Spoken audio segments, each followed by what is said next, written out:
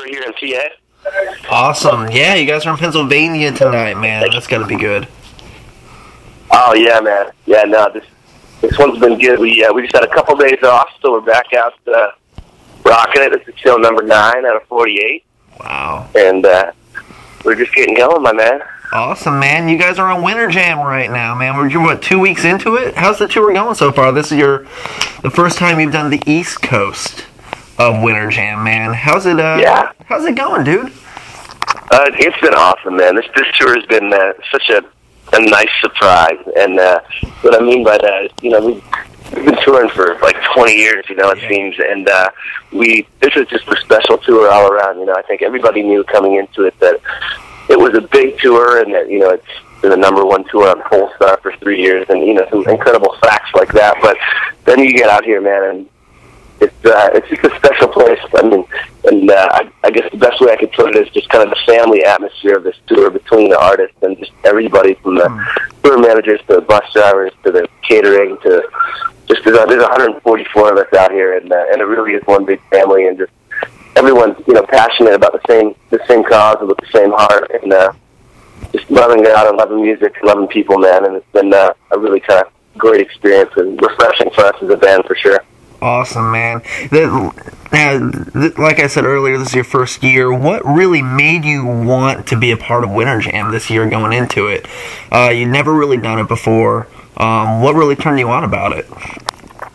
I think it was kind of one of the big tours in this market that we've never done, and so that that was definitely part of it. That was kind of felt like for both of us that it was time to kind of make that connection. And then outside of that, I think it's one of those things where, there's a bunch of bands out here we haven't toured with, and it gives us a chance, more importantly, to kind of connect with more people in a shorter amount of time, So it's a great way to kind of get in front of people, too, who may not be, coming to your show or to a bunch of bands out here, kind of get in front of some new faces and kind of build awareness that way. And then just on a general connection level, it's a great tour that way as well. Awesome. Now, from your standpoint, it's got to be tough because you don't get as long of a set list as you'd probably like. And with the catalog as big as TFK, how hard is it to narrow it down to just like 6 or 7 songs to do? I mean, for me, I would love to see some stuff from like Set It Off, and obviously you can't do anything from that far back, Yeah, man, honestly, that was the challenge, my man. It's the long on this tour was 10 bands for $10, which is awesome, and it works for the tour, but it really does make the short sets for everyone a little bit challenging to kind of build some dynamics, and kind of build, the song, just even song selection, it's just a tough thing, man. But we find this like we kind of have it dialed in then to what kind of still is a true TFK show, just in a compacted amount of time. Awesome, man. You guys are supporting The End Is Where We Begin. Came out, almost 2 years ago now. And for me, I loved it because in a lot of ways you stylistically went back to the old days in a lot of ways. It's almost like the old TFK meets new TFK. And for me as a fan, I remember seeing you at Cornerstone 2002, I think, in the small HM tent. Supporting Set It Off right after that came out, and to see you get to the point where you are now is just awesome for me. And then to hear The End Is Where We Begin have elements from way back then and now is really cool. Was that something that you consciously did, or did that just sort of happen? That's an awesome story, by the way. It's amazing that you're at those shows. And thank you. I think I would have to say it's definitely a natural progression. It's been one of those things where that record kind of part of the inspiration and part of the inspiration of I've been writing our new stuff out here on the road right now, and I would say it ties into that as well, where it's just I think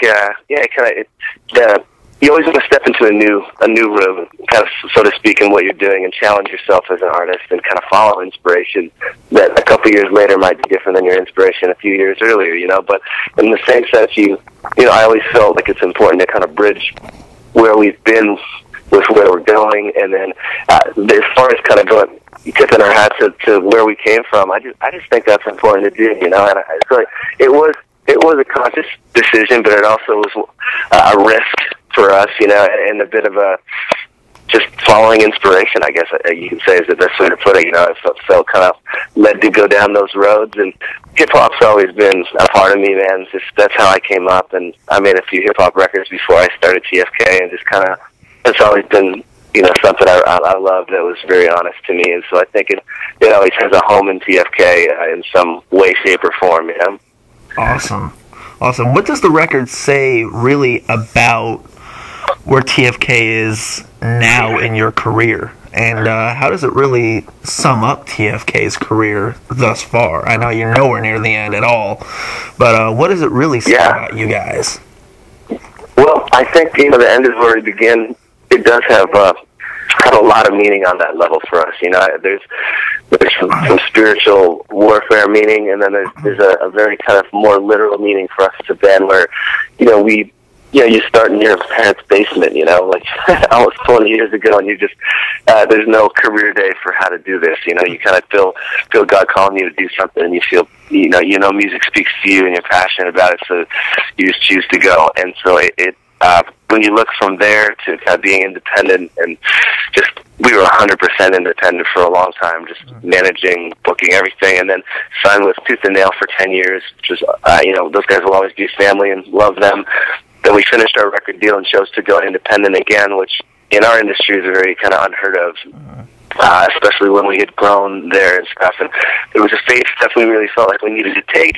And so, you know, all of that said, kind of long story short, it to us it's been a journey, you know, and that's the best way I can put it. That, you know, we're just trying to follow God's lead and be honest in what we do, and we're very passionate about it. And it's kind of taken us from one end of the spectrum around to the other, and then back to being independent again, you know. And it's been a refreshing experience for us as well. I mean, I think there's no question to us that I mean, God's been so faithful in this decision, and it's been the right thing for this band, and just kind of the leaps and bounds that we've been able to kind of travel in this past record, even just connecting directly with the people who support this music and being able to do stuff we've never been able to do has been a pretty incredible thing. And so the end is where we begin, kind of in that aspect, you know, really speaks true to just the journey of this band too, you know.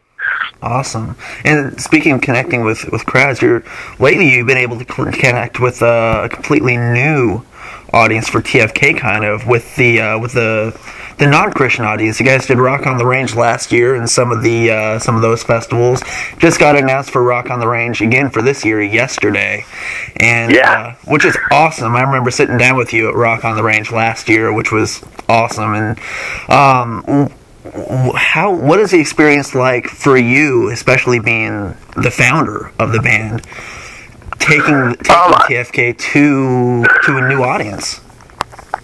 Well, I think, you know, it's funny because, you know, I guess the way I've always seen it is, you know, our heart is that our faith is who we are, you know. Our faith is our lifestyle, and so we've never looked at it as just our genre or any of that, you know. So we've always felt like our heart was to make music for everybody, and felt called to that, and so that's really what we've always done, you know. And we always have serviced radio in both markets and toured both markets. It's just, I think it's kind of gotten to a level where it's just maybe a little bit, it's just kind of come to a new phase or a new stage of the platform where it's maybe a little bit more evident, you know. But we actually, like I said, kind of toured both of those, and it's such a blessing to be able to see God move in totally different ways and totally different atmospheres, you know. I think the important thing to us is that we just are who we are wherever we are, you know. And so, yeah, it's been awesome, man. To answer your question, it's you know, that's such a blessing, and we're not ashamed to be a part of either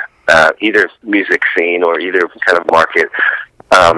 It's just an honor to be a part of both, and we're excited about where God's taking it, man. Yeah, and it's really cool for me when I see, you know, Christian rock bands doing that, because really that's what the Great Commission, you know, all in all, says to do, you know, is to go into the world, and to see Christian rock bands really doing that and taking it to that next level is really, really cool. And to see so many of them doing that is awesome to me, and the acceptance there is really cool too.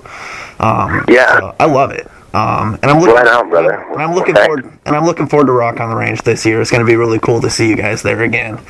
Awesome. Thanks. You said you're writing for the next album already. Where are we at with the next record? Are we still writing, or how are things going with? How's it looking overall too?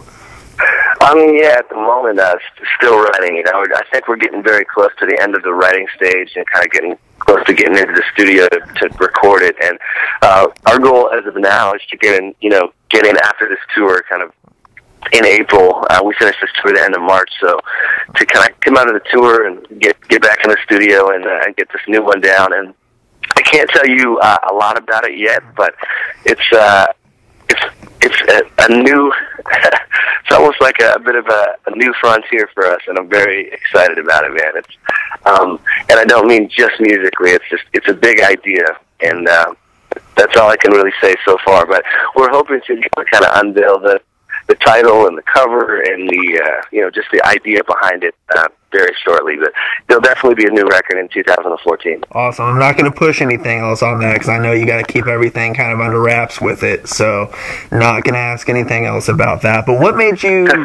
what led to the remix records? Because you did Volume 1 and Volume 2. Yeah. What led to that?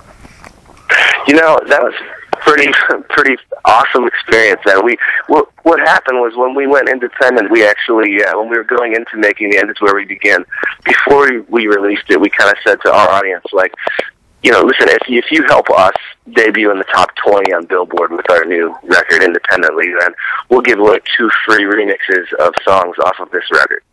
And they did. It was amazing. We ended up debuting number 14 overall, just all genres, and then number 1 hard rock and number 1 Christian. So it was just, we were kind of blown away, So we did that, gave those 2 away, and kind of long story short, the response from those was so great, and people seemed to be like, "Man, why don't you remix the whole record? We dig these." So we were like, "All right, I mean, we can do that now.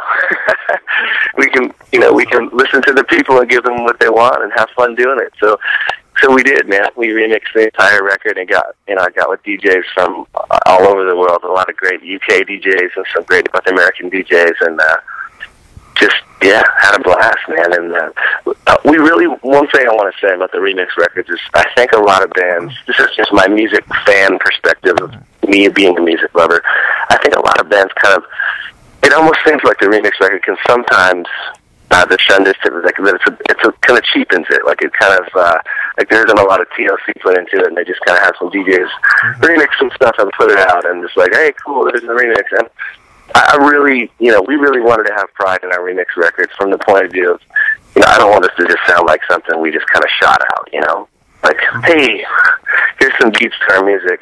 We wanted to make sure that for the genre that the remix record was hitting, that it was something that we could be proud of, in that market. And so we did work with them and kind of just spend time making sure that we felt like we covered a lot of different genres within the genre and all that stuff. And yeah, man. So it was cool, and it's been great to see that it's been well received, and we're looking forward to doing a bunch more in the future. Awesome. Now I've got to ask you, just because I've always wondered, is it true that in the early days of TFK, Neil and Adam from 3 Days Grace were involved with some of the stuff that you guys did, or is that just a rumor that's not really much to it? No, yeah, yeah, the 3 Days Grace guys have always been good buddies, man. We actually grew up in the same hometown, and my old band, I had a band for about a year. I started called Oddball before 1,000 Foot Krutch, back when I was still working at Mickey D's, and Neil from 3 Days Grace, the drummer, worked with me at McDonald's. That's where we met. We worked together, and so he actually drummed. He was my drummer in Oddball.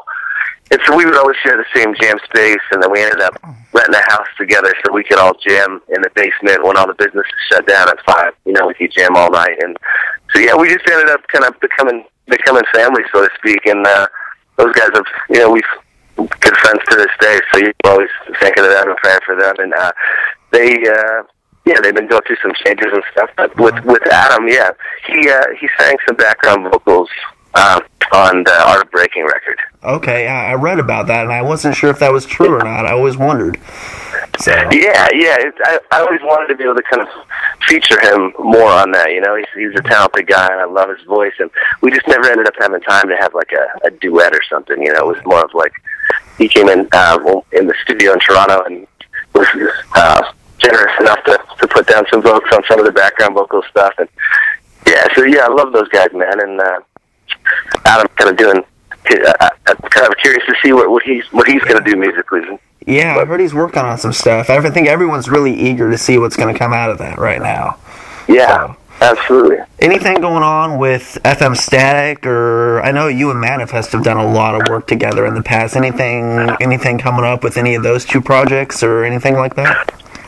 It's funny you should say that. Yeah, we're working on a bunch of new Manifest right now, kind of, and Joel in our band, our bass player in TFK, he's actually been working on some of the production this time on the Manifest stuff, and then I've been working on some of that again, and more song stuff, a handful of those with him, and then a bunch of had a great chance to work with. There's a band that I've been kind of working with from the beginning and kind of helped bring out called Nine Lashes.